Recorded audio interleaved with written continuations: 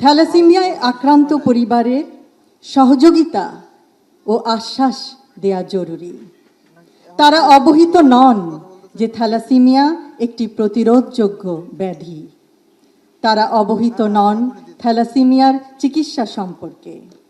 সঠিক চিকিৎসা মাধ্যমে মারাত্মকভাবে আক্রান্ত ব্যক্তিও স্বাস্থ্যকর জীবন অতিবাহিত করতে পারেন। এক্ষেত্রে একটি সচেতন মানবিক সমাজ হিসেবে আমরা কিছু পদক্ষেপ নেয়ার প্রয়াস করতে পারি। থ্যালাসেমিয়া যোদ্ধা ও তাদের পরিবারের আশ্বস্ত করা, তারা এই দীর্ঘ কষ্টকর পথ একা অতিক্রম করবেন না, সকলে তাদের পাশে আছে।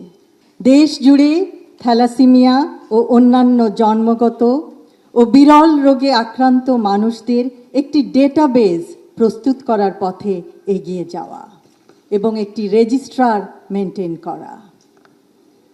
থ্যালাসেমিয়া যোদ্ধাদের শতভাগ সুস্থ করতে না পারলেও তাদের ও পরিবারদের সান্ত্বনা ও সহমর্মিতার মাধ্যমে আশ্বাসের হাত বাড়িয়ে দেয়া, সচেতনতা সৃষ্টিতে এগিয়ে আসা।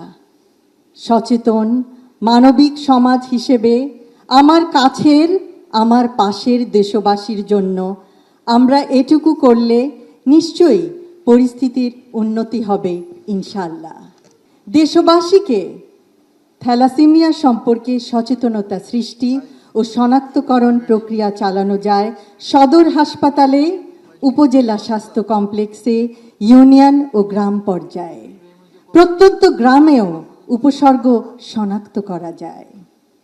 1 লক্ষ নতুন স্বাস্থ্যকর্মী নিয়োগের সময় তাদেরকে থ্যালাসেমিয়া সম্পর্কে সম্যক জ্ঞান দেওয়া যায়, অর্থাৎ এর উপসর্গ, চিকিৎসা ও আশ্বস্ত করার পদ্ধতি সম্বন্ধে প্রশিক্ষণ ও অবগত করা যায়।